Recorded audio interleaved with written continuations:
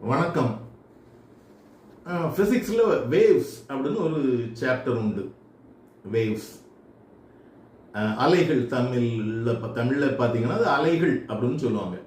அலைனா உங்களுக்கு தெரியும். அலைனா அப்படி எப்படி மேலையும் கீழையும் பாருது. இது அலை என்பது அறிவியல்ல பிசிக்ஸ்ல மட்டும் இல்லைங்க, வாழ்க்கையில உண்டு. எல்லா பிசிக்ஸ்ல என்னென்னலாம் வருதோ எல்லாம் வாழ்க்கையோடு ஒப்பிட்டு பார்க்கலாம், வாழ்க்கையோடு தொடர்புடையது. அறிவியல்ல பிசிக்ஸ், கெமிஸ்ட்ரி, பயாலஜி எது படிச்சாலும் நீங்க சரி, மாணவர்களும் ஆசிரியர்களும் வாழ்க்கையோடு ஒப்பிட்டு அதை பார்க்க வேண்டும். வாழ்க்கையோடு ஒப்பிடலாம், எல்லாவற்றையும் ஒப்பிடலாம். இந்த அலை என்பது என்ன, அதுக்குரிய டெஃபினிஷன் கொடுத்துருப்பாங்க. Wave is a disturbance.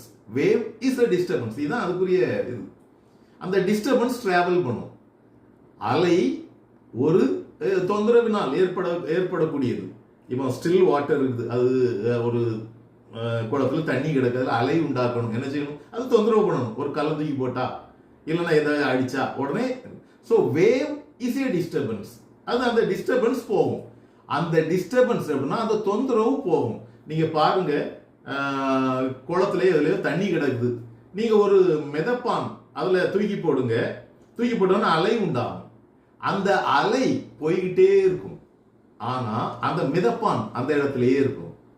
வாழ்க்கையில இதே மாதிரி தாங்க, நமக்கு தொந்தரவு வரும். அந்த தொந்தரவு எல்லாம் போய்கிட்டே இருக்கும். நாம் போல் வாழ்ந்தோமானால் தொந்தரவு நம்மை விட்டு நீங்கி நாம் சுகமாக வாழ்வோம் என்பதில் சந்தேகமில்லை. நன்றி.